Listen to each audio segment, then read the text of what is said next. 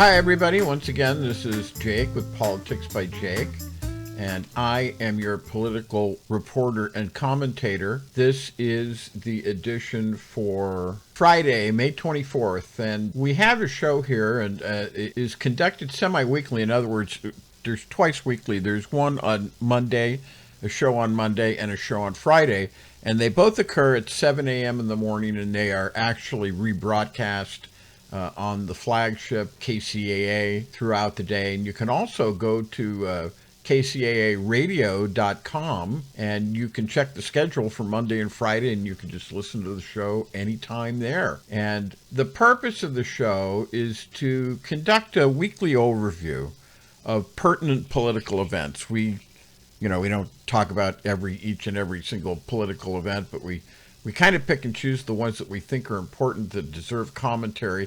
And we do give commentary using history as a partial explainer and elaborator, because one of the things that we say here at Politics by Jake is that if you don't know that what you are listening to and what you are following politically has happened before, you won't recognize it when it comes again. And this has great and profound impact and import on what is going on in the world today. For example, one of the things that Politics by Jake is absolutely positively dedicated to is the number one, the defeat of Donald Trump as a candidate, the defeat of his movement with his MAGA fascism, and the destruction of, and actually fascism in general.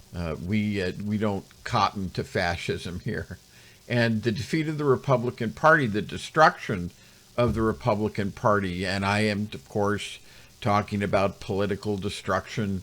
It was Clausewitz who said politics is like a war, but it is not war. And we believe in using the system in order to accomplish those ends, because otherwise it would be war, and that wouldn't be good for anything. And we went through a civil war in this country, and this should be one of the things that never is allowed to happen again. So we believe in using the system, and the destruction of the political party, that's not unusual. The Federalists in 1815 were one, and that's quite an interesting story. They basically committed treason. The Whigs are another. The Know-Nothings are another. They were once a very highly active political party. And the Know-Nothings are interesting because they kind of flamed into existence and then they just disappeared very dramatically at a certain point in time. And this is in the later 1800s and the early 1900s. And so one of the things we want to do, and this is important too, is we want to give indications to you whenever we can, you the listener, in your several circumstances and stations, whether they be great or whether they be small, what you can do to influence these events. Not just listen to the show, which is great. We love it that you listen. And we want to tell you things that we can do. And one of the things that we talk about quite a bit on Politics by Jake is the importance of uniting together and uniting for a common purpose. And one of the best common purposes I can think of, and it's something that the Republicans do all the time, is self-interest, enlightened self-economic interest. In other words, economic programs that lift not only one class of people, like the rich and the wealthy, the oligarchs, Wall Street, the money power, hedge fund hyenas, derivative dummies, those kinds of people, but the people of the United States who are the warp and the woof, as the saying goes, of national society and also world society. The effective use and implementation of these, what I call mass traction economic demands, that are truly the rising tide that lifts all boats, not as cynically used by the Republicans, because that's just a lie. The Republican program benefits a very few. But a truly rising tide that lifts all boats is of great benefit to us all, and whatever party you belong to come together and unite for these things. And so with that said, let's get going. And now let's pause for a brief commercial message. Hi, this is Jake with Twain Consulting, and I'm back. And what I want to talk to you about now is something I call virtual invisibility. No, not literal comic book type invisibility. What I am talking about is a practical invisibility, a kind of invisibility where you cannot be seen, where your personal transactions are shielded, where your business affairs are hidden from prying eyes, where a purchase of certain items is far less likely to be able to be found out by persons who have an intent to do you and your loved ones harm, the kind that results in the preservation and the protection of your personal assets, your business assets, all for your benefit and the benefit of your loved ones, the ones you are doing all this for in the first place. That's virtual invisibility. Crazy, you say? No, this exists. It's a thing. Want to know more? Contact me either at my website, www.jakelaw.me, or call me direct at 573-454-1168. Do it now. Become invisible now. And now let's get back to Jake and Politics by Jake.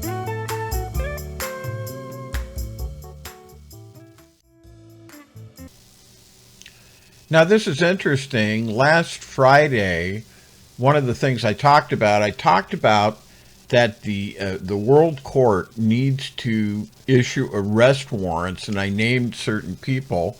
Here is an article about this. This is from the International Criminal Court, not the World Court, but it'll do.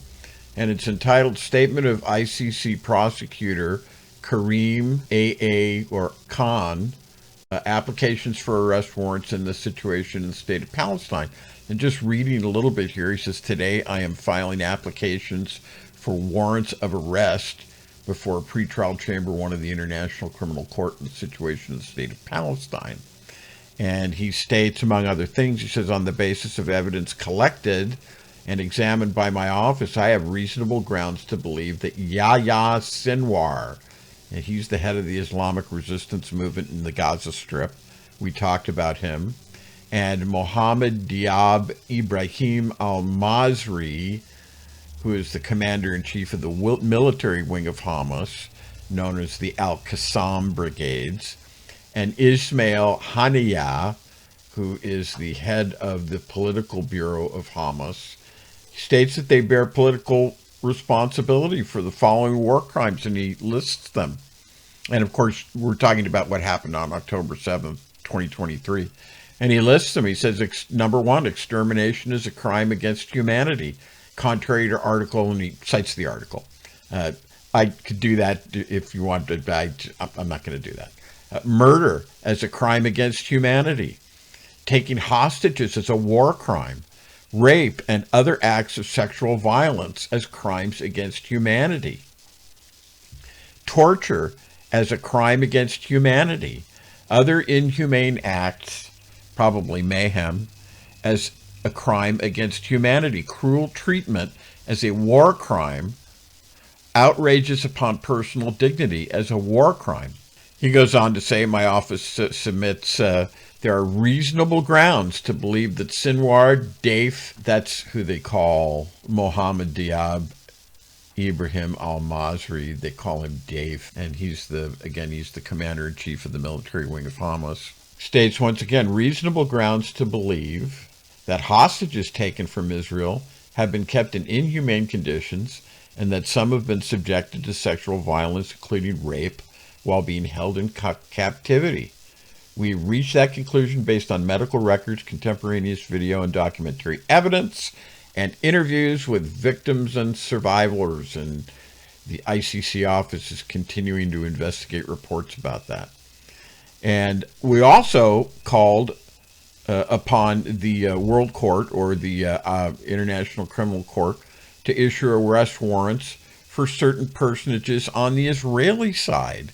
And this article talks about that. And he states that on the basis of evidence collected and examined by my office, I have reasonable grounds to believe that Benjamin Netanyahu, Prime Minister of Israel, and Yoav Gallant, the Minister of Defense of Israel, bear criminal responsibility for the following war crimes. And he lists them. And number 1, starvation of civilians as a method of warfare and as a crime. Number 2, willfully causing great suffering, or serious bodily injury to body or health. Number 3, willful killing contrary to Article 8, or murder is a crime, as murder is a war crime. Number 4, intentionally directing attacks against the civilian population as a war crime. Number 5, extermination and or murder, including in the context of deaths caused by starvation, as a crime against humanity. Number 6, persecution is a crime against humanity. Number 7, other inhumane acts as crimes against humanity. So there you go. I mean, apparently the International Criminal Court, and we welcome them, are listening to Politics by Jake. We just talked about that on our Friday show, and all of a sudden they're acting on it, and I think that's incredible. No, but I think regardless of whether they're listening to my show or not, I think that's incredible. I think that they're doing good. So that's very good. It'll be interesting to see just exactly what comes of that. But at least the judicial tribunals in the world are taking note of this and are taking affirmative, positive action. We absolutely, positively approve. And now let's pause for a brief commercial message. Hi, this is Jake with Twain Consulting, and I'm back again to talk to you about one of these little wrinkles that can cause a lot of problems and a lot of happiness for people who actually want to own a business, or who have just started a business, or who have been operating a business now for some time. It doesn't really matter. My guess is that you wanted asset protection. That's one of the reasons for starting a business. You wanted to grow wealth, and you wanted to protect the wealth that you created, and you thought that a limited liability company or a corporation would be the way to do that. But did you know that just creating a corporation or a limited liability company does not guarantee that at all? Do you want to know if there's any way to fix that? Go to www.jakelaw.me, that's JAKELAW.me, and watch my video where I talk about this very important thing, and then set up a time where we can have a phone conference, or call me directly now at 573-454-1168. That's 573-454-1168. Call now. And now let's get back to Jake and Politics by Jake.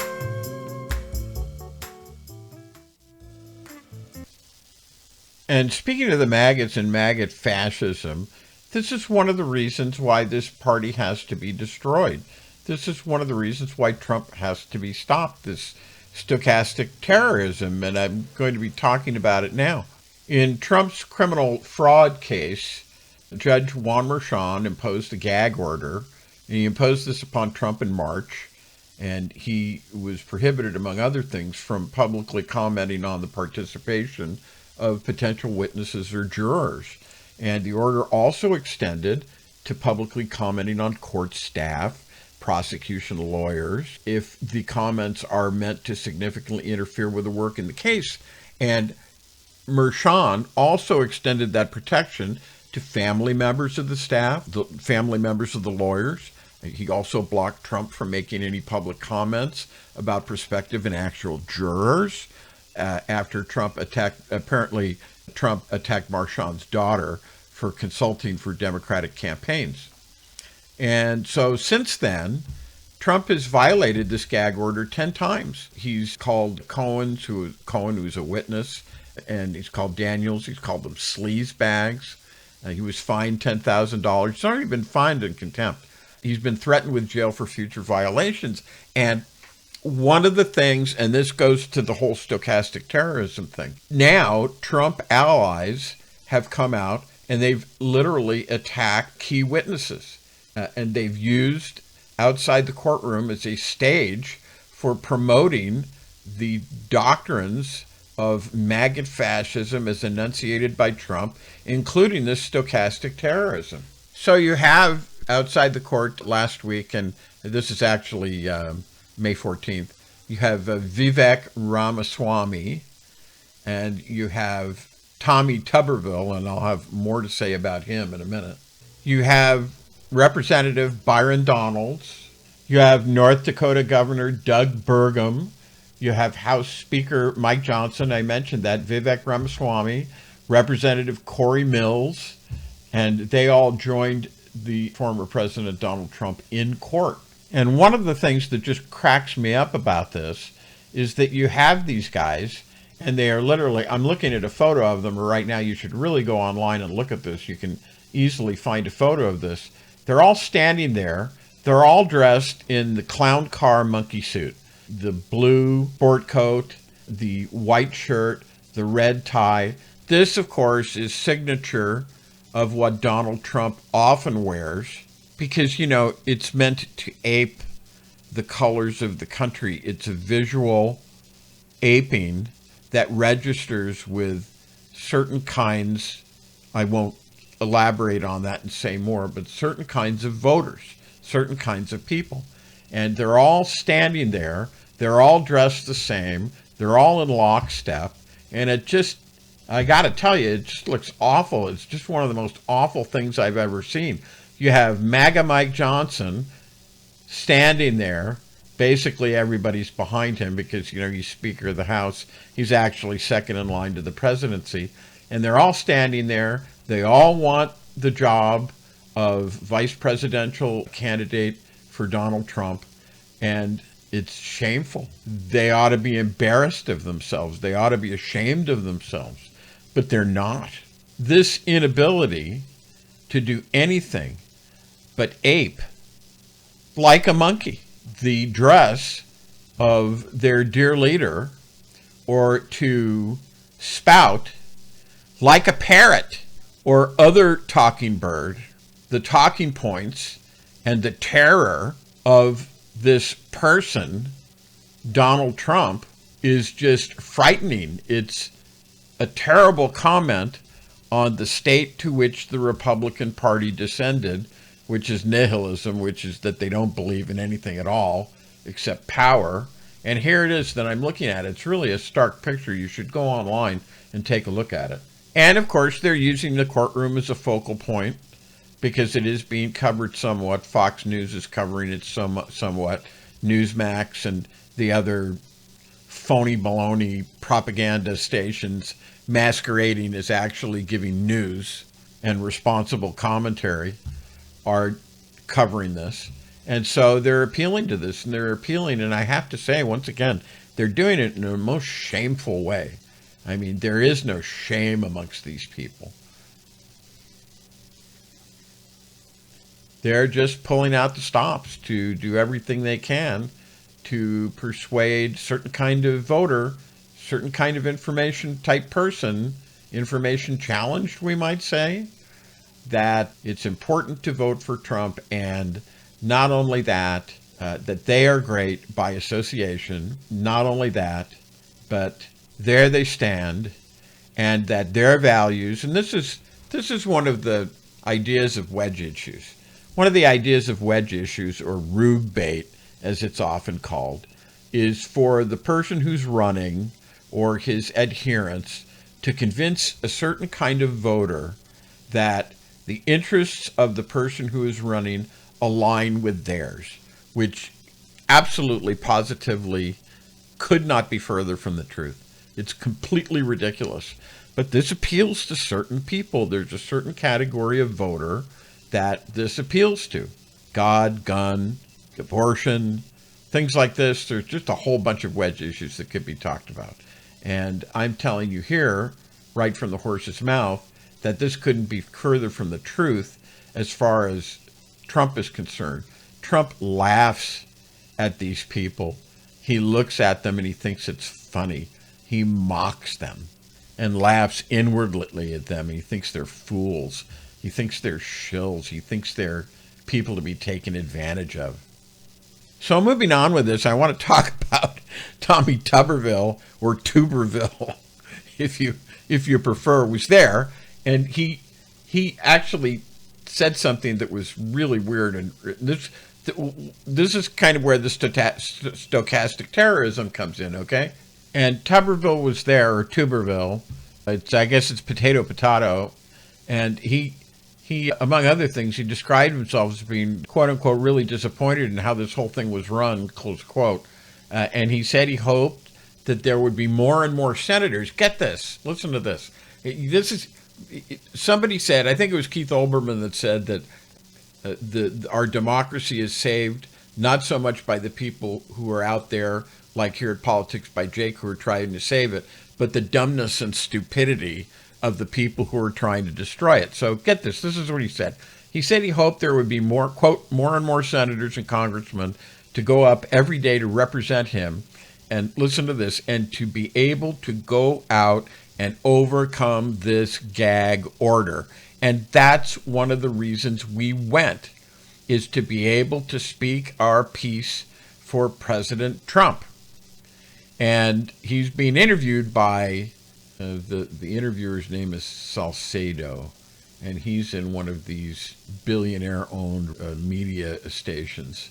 And he has a show on Newsmax, one of the aforementioned billionaire-owned radio stations or media outlets. And he has a show, it's called the Chris Salcedo Show, and it's either Salcedo or Salcedo. Once again, potato, potato. And he was talking to Tuberville, or, Tuberville. And after Tuberville said what he said, Salcedo said, well, that's good. If he can't speak on the sham this trial is, they can't put you, that is Tuberville, and Johnson, and Corey Mills, and all the other chuckleheads that showed up outside the courtroom. He said, they can't, and this is Salcedo talking, they can't put you under a gag order, not yet.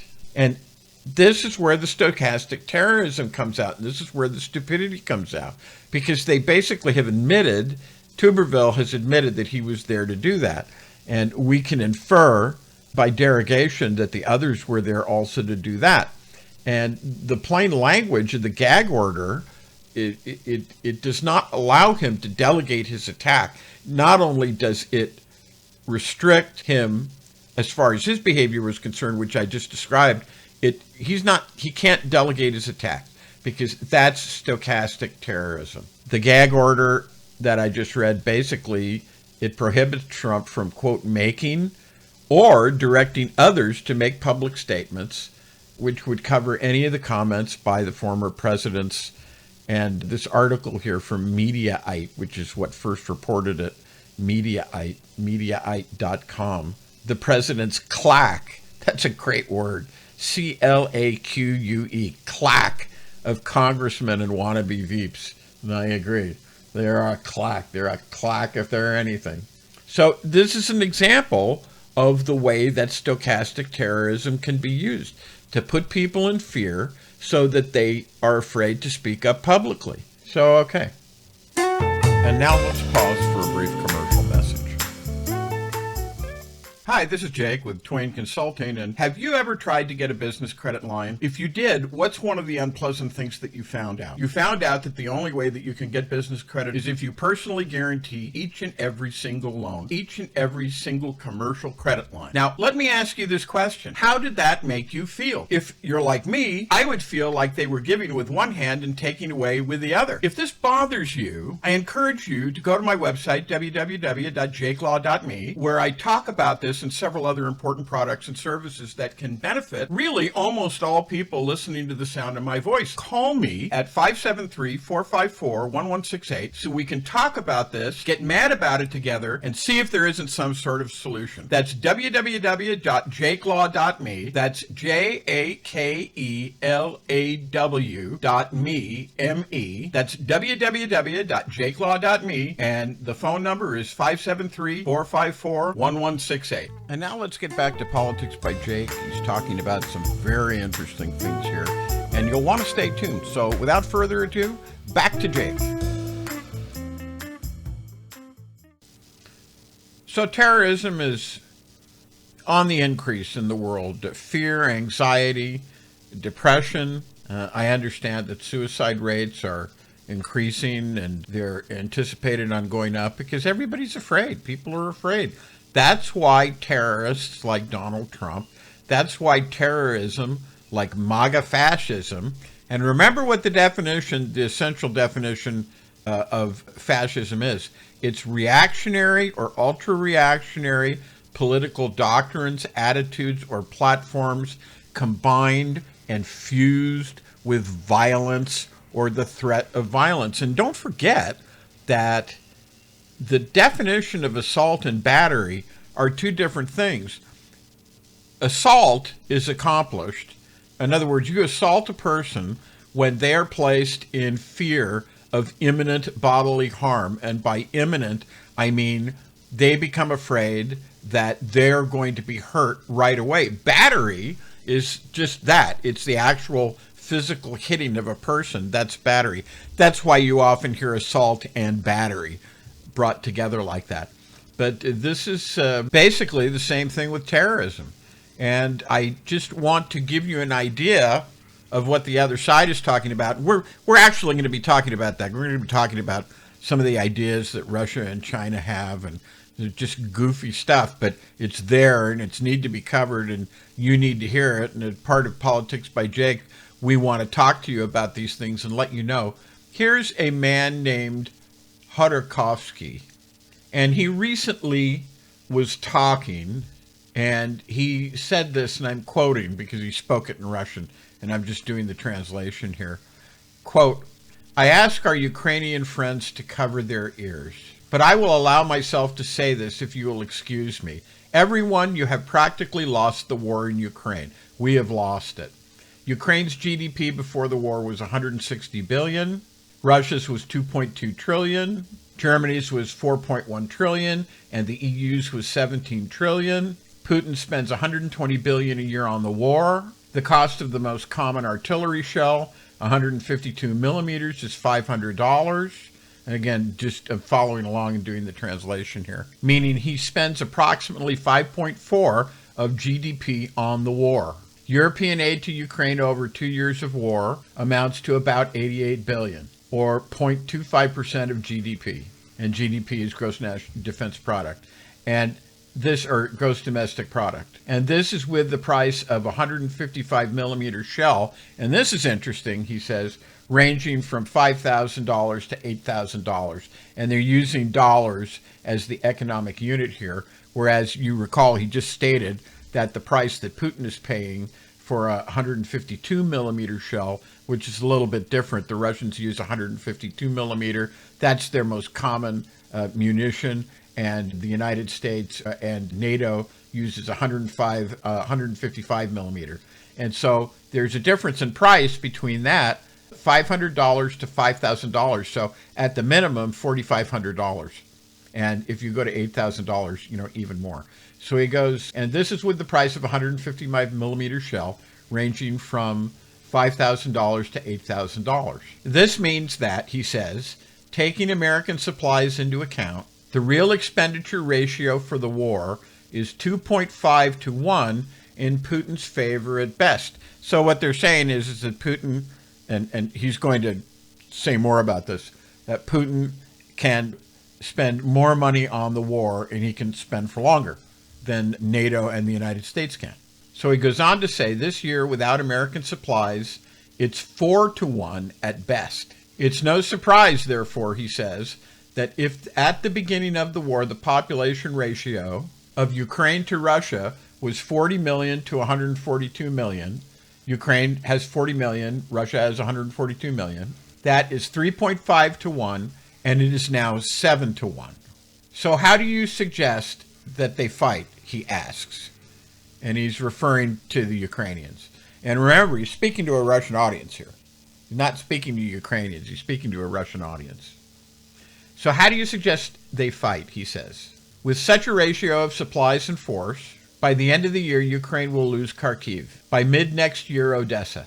The force ratio will be 10 or 12 to 1 by the end of 2025.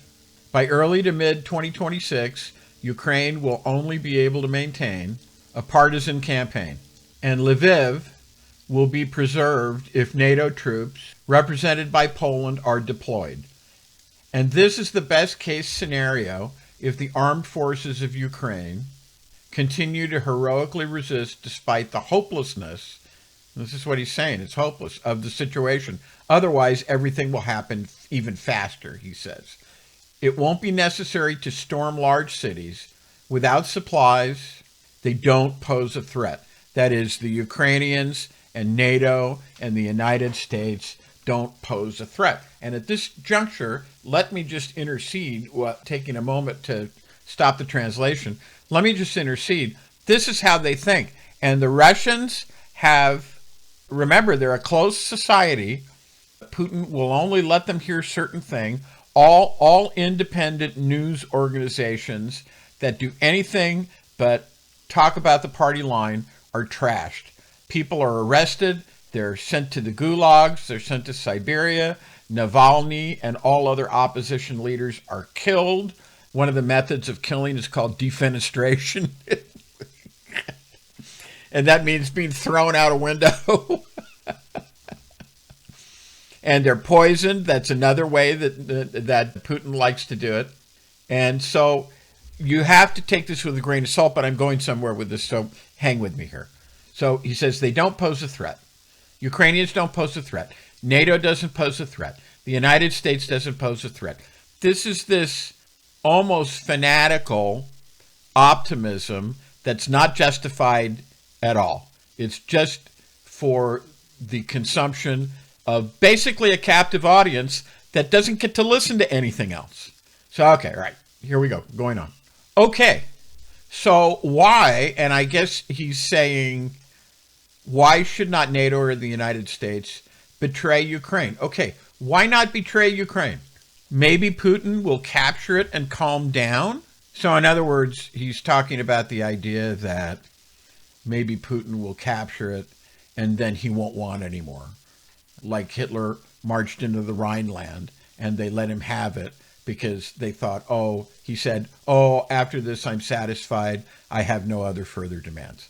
So this is all hailing back to World War II. Hitler did these very same things.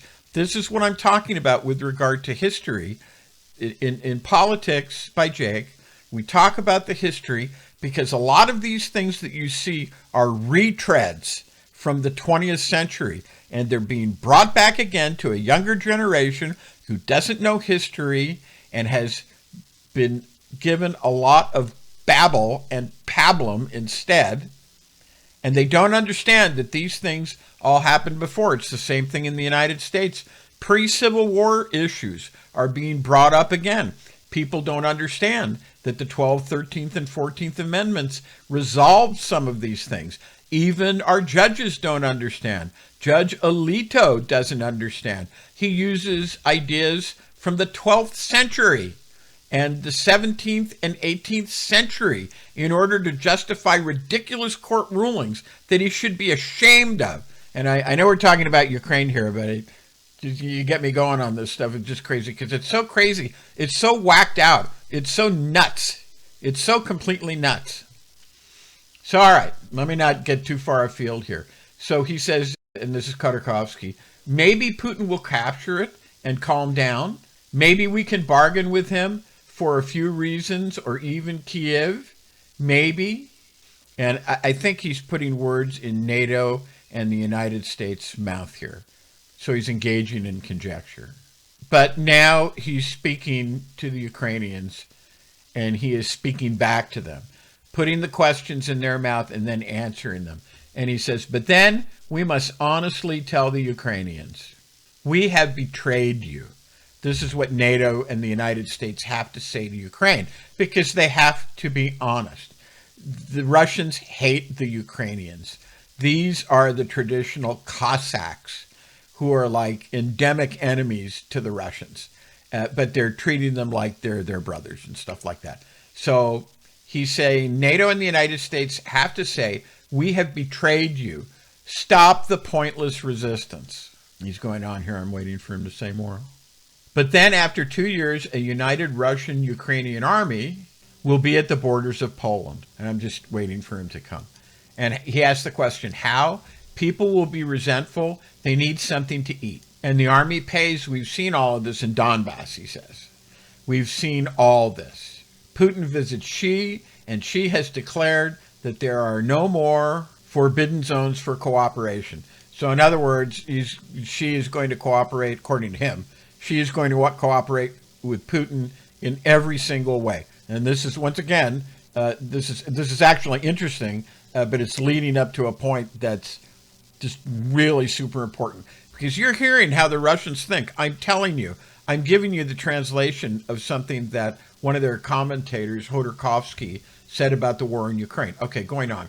And he says, if democracies do not want to unite and give a decisive rebuff, dictatorships are no longer afraid. That's interesting. He admits that they're a dictatorship. He admits that China, mainland China, is a dictatorship. And please note, he says, Putin doesn't need territory. Putin needs war for internal purposes. Now, that's an interesting comment. And a weak West, he just called the West weak. A weak West is a perfect target for this. This is the thing about the Russians. The Russians, when there was the Soviet Union, they always talk about the weak West. They always talk about the putrid West. This is a staple, like potatoes are a staple, or like rice is a staple, like wheat or any grain is a staple. This is a staple of the diet of disinformatia, or disinformation, and propaganda that Russia preaches to its own people. The weak West, the putrid West. And it's really funny because they call the West weak, they call it putrid, and yet they love the West. They love to send their children to the schools here. They love to put their money in the bank accounts. They love to vacation here. And when they retire, they all want to retire to the West. But the West is weak. It's putrid. All right. I think something is weak and putrid, but I'm not exactly sure it's the West. So weak West, he says, is a perfect target for this. However, if the West wants to cleverly lure all autocracies together into a world war, this goal is close to realization with a small exception. Or we can surrender. Maybe freedom is worth nothing at all, like the Russians have any freedom. This is great. This is the kind of gaslighting. This is my view on Germany's policy, he says. Expressed directly and frankly, thank you. So this is Mikhail Khodorkovsky, and he's sometimes he's called MBK. He's an exiled Russian businessman, he's an oligarch, and he's an opposition activist, and now residing in London. So actually, I think this is kind of interesting because it seems to be like he's parroting, he's kind of interpreting what the Russians say about the West. And this sounds right, the comments about the weak West, the putrid West, and so on and so forth, and the way the Russians think. This is exactly the Russians think. But, and this is the important thing. Again, talking about terrorism. Russia and China frequently talk about military advances. They talk about their advanced air power. They talk about their hypersonic weapons. They talk about cobalt bombs. They talk about bombs which can fly around, and they can fly around for months, and they can hit a target anywhere in the world at any time. A great terror weapon, right? Okay, so let's talk about defense. The whole issue of ballistic missile defense and the obsolete nature of them, it needs to be discussed for a second. I'm going to take a second and I'm going to discuss that. All of this nonsense that we've just heard. The United States should be using, in my opinion, Politics by Jake, this is what our opinion is on this, all of its technology and all of its efforts towards lasers and particle beam weapons. And guess what? We already have first, and we've been doing this since Star Wars. We've been experimenting since these things, basically since the 60s. We already have first and second generation lasers on some of our naval vessels, and this needs to continue because China is said to be advancing, at least they're saying it, and I know that independent military advisories like Jane's is talking about this too. China is said to be advancing militarily and is estimated to be able to have enough military strength to attack Taiwan in 5 years, and the United States should be ready to intervene. And in order to do that, we have to be able to say to mainland China, your missiles, your Long March hydrogen bomb missiles, they're impotent. They're obsolete because we have lasers. Oh, and guess what? We have phasers. We have particle beam weapons. This has to be done because this is coming. This is something we've been dealing with for 40 years. I know that we have these things. We do have these things. And they have to continue developing them. There are issues, for example, with these weapons as far as targeting is concerned. And that's why I liken in a very real way what's going on in Ukraine to the Spanish Civil War in 1936, where the Germans basically sent their air force. They sent all sorts of military advisors because they were testing their weapons. And that's a lot of what's going on in Ukraine right now. And one of the things that's being tested is the targeting system. Whenever the Hamas fires rockets, we're testing and conducting tests of those weapons to see how well the targeting systems work. Power for the lasers and the other particle beam weapons is also an issue.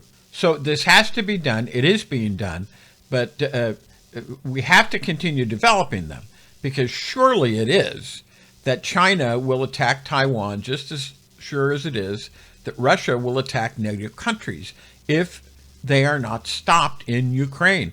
Dictators like this, like Xi and like Putin, they are never satisfied. Hitler was not satisfied. He's the same. They always need more. They will always take more. We must prepare to meet them militarily. No appeasement for dictators. No fairness for fascism. No quarter for would-be kings and monarchs. So, if Putin attacks Ukraine, or if Putin takes over Ukraine, tries to attack the Baltic states, for example, or tries to attack Finland or Poland or Sweden, and says to us, if you defend against this, I will attack you with nuclear weaponry, we will have to say, we must say, you can't, because we have lasers. We have particle beam technology. It's weaponry that is based on a whole new set of physical principles.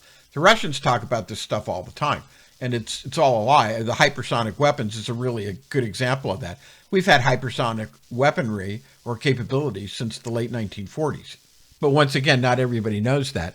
Politics by Jake knows it. There are other people in the defense establishment who knows it.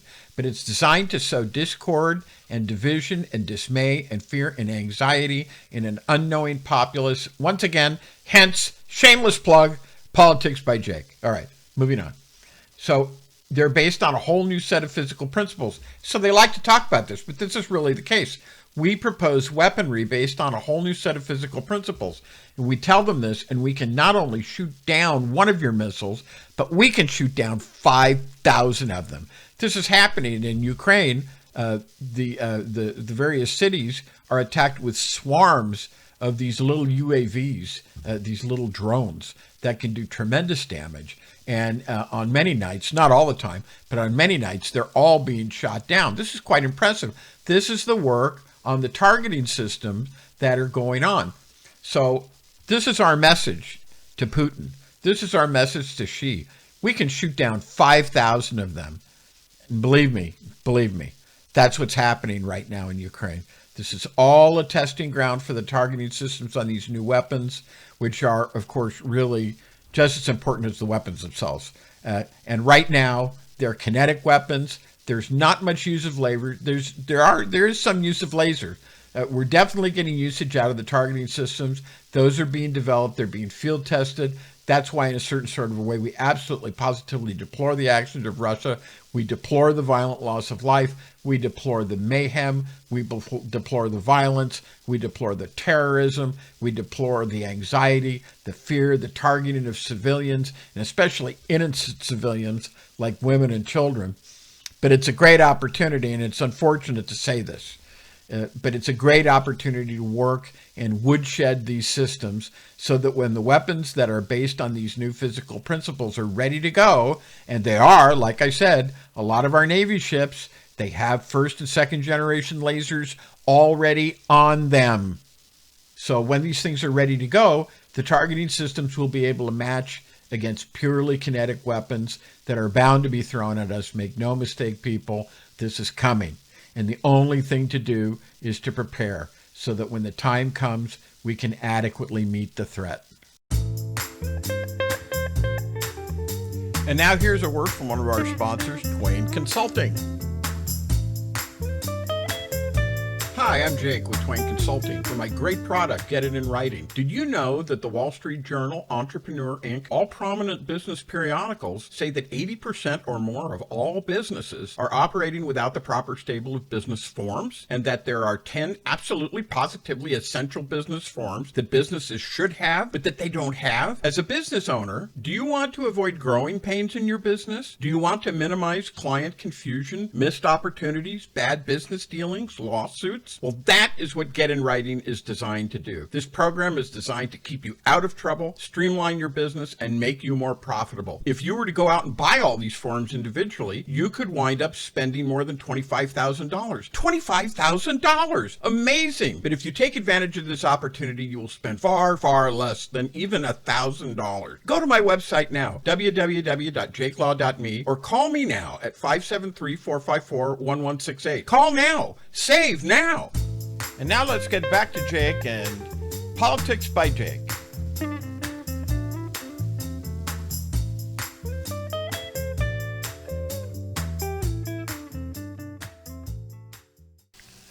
Now, I've talked to you before about polling, and I've talked to you about the media, and I know that you've heard me talk about this, and I'm going to talk about it again, though, a little bit. And one of the reasons why, and I'm going to talk a little bit about polling here. You have Real Clear Politics. They're a right-wing organization. What they do is they do composite polls. Rasmussen, which is one of the polls that Real Clear Politics uses, it's not actually a poll, it's push poll. Trafalgar, which is another one that's similar. There isn't actually any polling going on as we would like to understand. It's more of political telemarketing. Interestingly, I knew Dan Quayle, who conducted scientific polling back in the 60s, and he would be dismayed and rejecting of the kind of polling that's going on. So, in other words, no one is collecting information.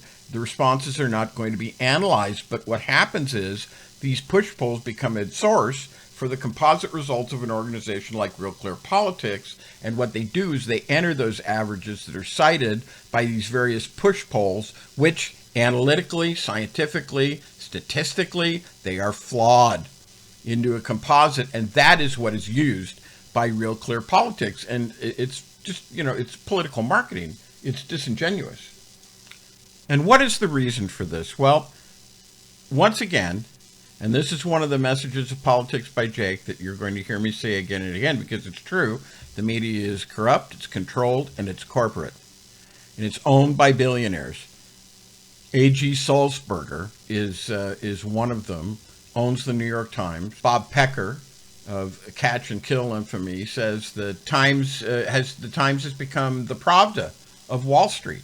It hates Biden for his proposed 25%, you've heard me talk about this, alternative minimum tax on billionaires, 28% corporate income tax, rolling back Trump's $2 trillion December 2017 tax bonanza for parasites and predators, which, if Biden is in office, once again, get the message here, really super important and not rocket science. This is simple.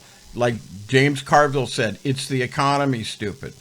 Like Joel Gray said in Cabaret, money makes the world go round. This is what it is. They don't want him in office because he's going to take away these things and he's going to impact their bottom line. He's going to impact their personal wealth as if they didn't have already enough personal wealth. So Sulzberger is whining, and he thinks he's the fourth branch of government. He thinks he's the media. The media has often been called the fourth branch of government. The media is now controlled.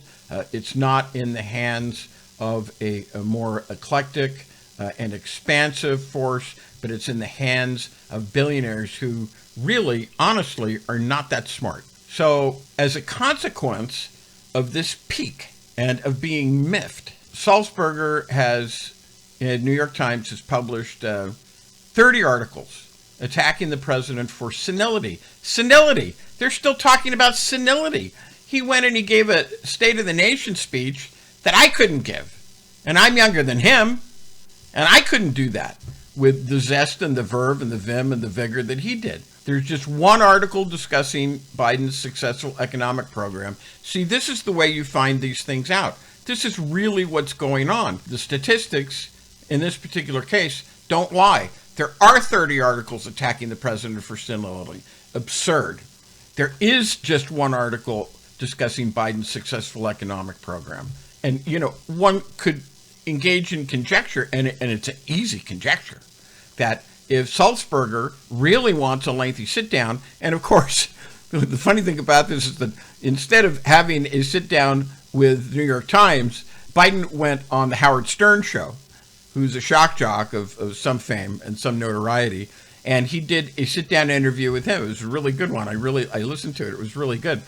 If Sulzberger really wants this, maybe he should do a little balance, Maybe he should say public 30 articles on the stunning success of Bidenomics, and it is.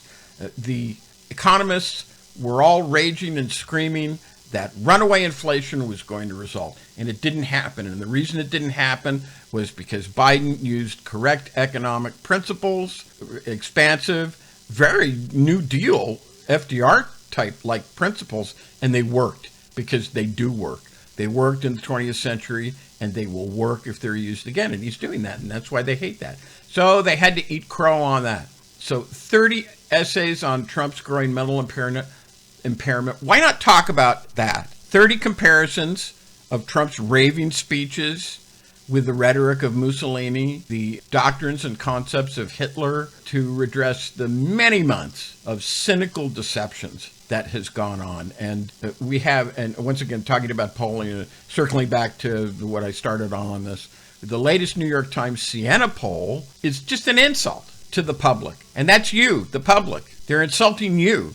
Get mad about it, public, with these grotesque falsifications of presidential contest in battleground states. MSNBC's Joe Scarborough, who is no wallflower liberal, condemns the latest survey as garbage. Competent experts and mock and criticize this poll's distorted portrayal of the contest in Nevada, which has Trump ahead by 12%, which is ridiculous, and a 10% Trump lead in Georgia, which is exaggerated. 50% discrepancy in youth vote between Michigan and neighboring Wisconsin. And part of the concept on this is that these polls count likely voters. And the likely voters are people who have never registered and they've never voted. But typically, these break overwhelmingly for Trump. But guess what? They're not going to show up because they've never registered and they've never voted. So Trump, as I've said before, is a cultural populist. And a cultural populist, if the cultural populist is going to win, they need pretty much 100% of their base to show up. And they're not showing up. What's happening is, as I said, about 78, in between 75 and 80% are showing up. So he's losing 22, just using a state-by-state, a couple of states, state-by-state statistic, 22% of Republicans in Maryland, 18% in Nebraska, and he can't win if something like this happens. Interestingly, the Nebraska GOP has split with the MAGA state committee there, and they're refusing to endorse the congressional delegation. So this is the concept that you need to understand. It's the concept that we talk about on Politics by Jake here time and time again.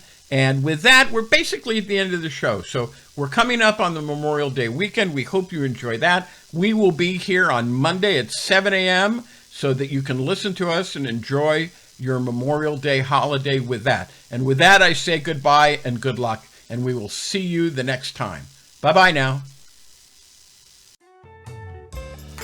And now let's pause for a brief commercial message. Hi, this is Jake with Twain Consulting, and I'm back again to talk to you about one of these little wrinkles that can cause a lot of problems and a lot of happiness for people who actually want to own a business, or who have just started a business, or who have been operating a business now for some time. It doesn't really matter. My guess is that you wanted asset protection. That's one of the reasons for starting a business. You wanted to grow wealth, and you wanted to protect the wealth that you created, and you thought that a limited liability company or a corporation corporation would be the way to do that. But did you know that just creating a corporation or a limited liability company does not guarantee that at all? Do you want to know if there's any way to fix that? Go to www.jakelaw.me, that's JAKELAW.me, and watch my video where I talk about this very important thing, and then set up a time where we can have a phone conference, or call me directly now at 573-454-1168. That's 573-454-1168. Call now.